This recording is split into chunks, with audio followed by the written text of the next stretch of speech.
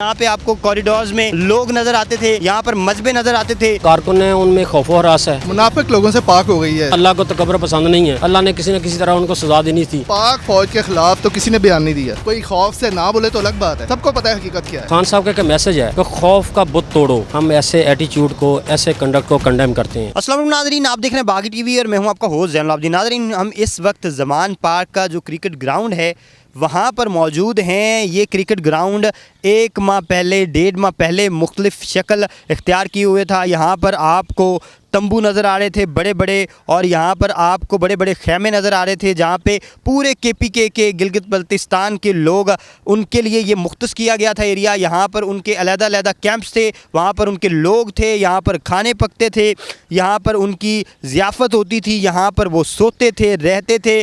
और यहाँ पर हमने उन लोगों के भी इंटरव्यूज़ किए जिन्होंने अपने अपने खैमों में गुलेलें बनाई हुई थी और उसके अंदर कुछ बंटे टाइप रखे हुए थे, जिससे वो ये कहते थे कि वो पुलिस और दूसरे रियासती इदारों का मुकाबला करेंगे और ख़ान साहब उनकी रेड लाइन है और इसको वो क्रॉस नहीं होने देंगे। लेकिन अब अगर आप देखें तो ये बिल्कुल सुनसान आपको नज़र आ रहा है। चंद लोग यहाँ पर जो वॉक करने के लिए पहले मुख्तलिफ दूसरी ग्राउंड्स में जाते थे, जिनके लिए काफ़ी मुश्किलात हुई थी, वो अब वापस इसमें आ चुके हैं। ये बहाल हो चुका है दोबारा से वॉक वाले लोगों के लिए। ये सारी सूरत हाल आपने देखी। ये ग्राउंड कभी भी ऐसा आप एक्सपेक्ट नहीं कर सकते थे अगर आप 1 महीना 1.5 महीना पहले यहाँ पर आते, जिस कदर रश था, जिस कदर एक्टिविटीज़ हो रही थी यहाँ। अब ये सूरत हाल है, बिल्कुल खाली है। और यहाँ से हम आपको मेन की तरफ लेके जाएंगे, जो मेन गेट है कैनाल वाला ज़मान पार्क का, और दिखाएंगे कि वहाँ की क्या सूरत हाल है। क्या वहाँ पर भी वही रश है जो आज से 2 महीने पहले था, या वहाँ से भी सारी चीज़ें वाइंड अप हो चुकी हैं। चलते हैं जी, आएँ जी। अच्छा, ये जी वो गेट है जहाँ से एंटर होते थे इस ग्राउंड में। ये सामने आपको नज़र आ रहा है, वो सामने बिल्कुल ये खाली बाज़ार नज़र आ रहा है। नहीं तो पहले हमें यहाँ पर मुख्तलिफ मिनिस्टर्स, मुख्तलिफ MPAs, MNAs की गाड़ियाँ खड़ी हुई नज़र आती थी, उनके कारकुनान मुख्तलिफ़ किस्म के झंडों के साथ हमें नज़र आते थे। लेकिन अब ये देखें, आम जो यहाँ के रिहायशी हैं उनकी गाड़ियाँ नज़र आ रही हैं, उनकी चहल पहल नज़र आ रही है। बिल्कुल ये कॉरिडोर जो पूरा है ये खाली नज़र आ रहा है आपको। ये आप थ्रू आउट देखें तो सड़क आपको नज़र आती है, और जो सड़क पर आपको ट्रैफिक की स्पीड नज़र आ रही है, ये इस तरह की एक्सपेक्ट आप नहीं कर सकते थे आज से 2 माह कबल।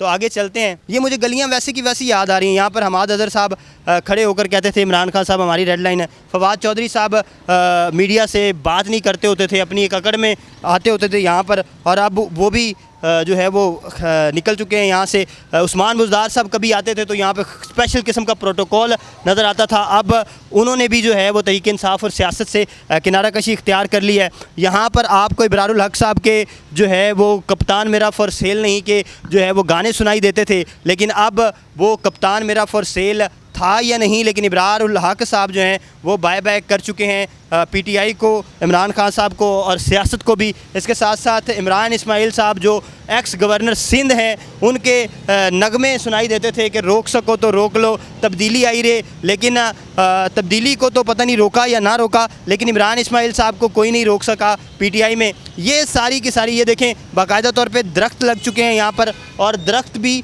फल फूल चुके हैं। यानी इनकी अगर आप देखें तो तकरीबन 15-20 दिन से ज़्यादा की एज हो चुकी है इन दरख्तों की। ये सारी थ्रू आउट यहाँ पे आपको कॉरिडोर्स में लोग नज़र आते थे, यहाँ पर मजबे नज़र आते थे। हर MNAs MPAs के कैंडिडेट्स जो टिकट लेने के ख्वाहिशमंद थे इमरान खान साहब से, जिनके बारे में कहा जाता था कि उन्होंने 1.5 करोड़ रुपया भी दिया है, वो यहाँ पर मौजूद होते थे। लेकिन अब यहाँ पर कोई नज़र नहीं आ रहा। वकला हज़रात हैं, उनसे बात करने की कोशिश करते हैं। अस्सलाम वालेकुम सर। वालेकुम अस्सलाम। कैसे हैं आप? ठीक हैं अल्हम्दुलिल्लाह जी। आप कोई 1-1.5 माह पहले भी आए होंगे यहाँ पर, बिल्कुल। तब की सूरत हाल और अब की सूरत हाल में क्या फ़र्क महसूस? अभी मैंने एक बात फील की है कि जो कारकुन हैं उनमें खौफ और हरास है।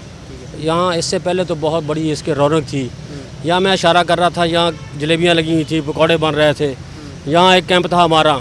तो आज जो है सिर्फ वकला हज़रात जो हैं उसमें उनमें मैंने खौफ नहीं देखा, और आज भी खान की आइडियोलॉजी के साथ खड़े हैं। लेकिन आपको लगता नहीं कि आप तो किसी तरह से वर्दी में हैं और आपकी वर्दी का एक रोब और दबदबा है जिसकी बेस पर आप ये रिस्क ले रहे हैं, लेकिन वो लोग खौफजदा हो गए हैं जो कहते थे कि रेड लाइन है, और बड़े बड़े जो रहनुमा थे यहाँ पे, फवाद चौधरी साहब जो हैं, उनके टैके देखे नहीं जाते थे और वो मीडिया वालों से भी बात करना गवारा नहीं करते थे। इस कदर वो रोब और तकब्बुर में यहाँ से गुजरते थे।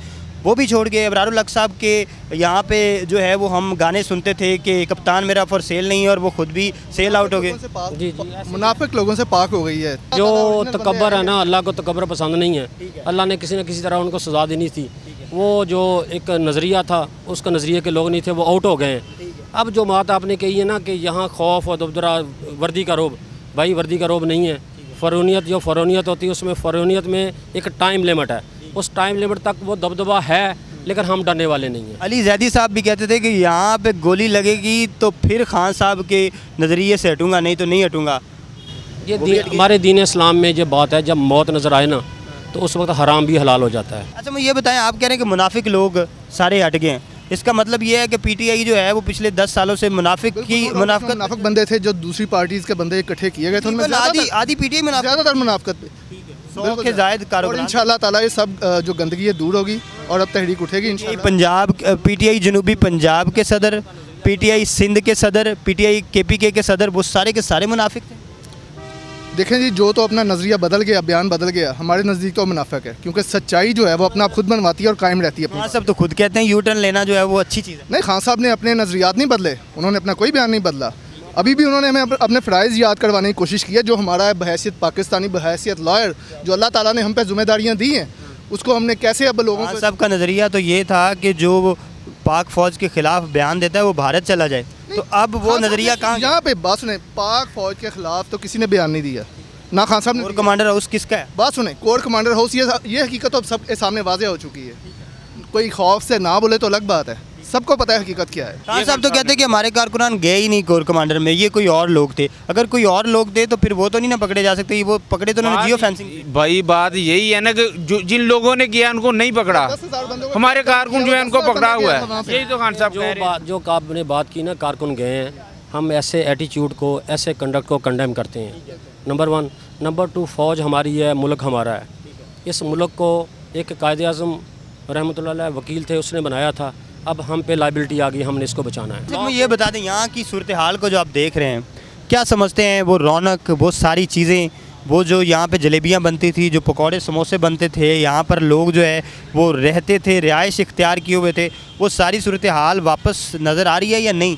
एक वक्त लगेगा, चूँकि लोगों के आज हमने एक, बल्कि हमारे से पहले भी बड़ी लॉयल कम्युनिटी जो आई हैं, उन्होंने एक जो कैंकर फेंकी है पानी के अंदर, पानी के अंदर ये कैंकर साबित होगी कि दोबारा ये रौनकें बहाल होंगी। क्या कैंकर फेंकते हैं? कैंकर ये फेंकी है कि जो खान साहब का मैसेज है कि खौफ का बुत तोड़ो, खौफ के बुत तोड़ने पड़ेंगे इस मुल्क के लिए, इस मुल्क के निज़ाम के लिए, इस मुल्क की जमहूरियत के लिए हमें बाहर निकलना होगा। अच्छा, खान साहब से मुलाकात जो है वो कितने दौरानिए की थी तकरीबन? मुलाकात हमारी 15 से 20 मिनट के दौरान की मुलाकात थी। इमरान खान साहब ने फ़िलहाल तो जो हमें आज का एजेंडा ये था कि जो कारकुन अरेस्ट है ना, उनकी उन्हें देखें कहाँ कहाँ अरेस्ट है, उनकी बेल आउट कराएँ, क्योंकि लीगल हमारे बाई प्रोफेशन, हम लीगल प्रोफेशन से ताल्लुक़ रखते हैं, तो ये हम ही कर सकते हैं। दूसरा, उन्होंने कहा कि जो हो रहा है वो तो हम भी जानते हैं, वो खान साहब ने क्या बताना था, जो मुल्क में हो रहा है वो आप भी जानते हैं। सारे किसी लेमैन से पूछ लें, जो रेडी वाला, उससे पूछ लें कि मुल्क में क्या हो, बताएगा क्या हो रहा है भाई। जिस नाज़रीन, आपने यहाँ पर बुकला हज़रात की बात सुनी कि वो क्या समझते हैं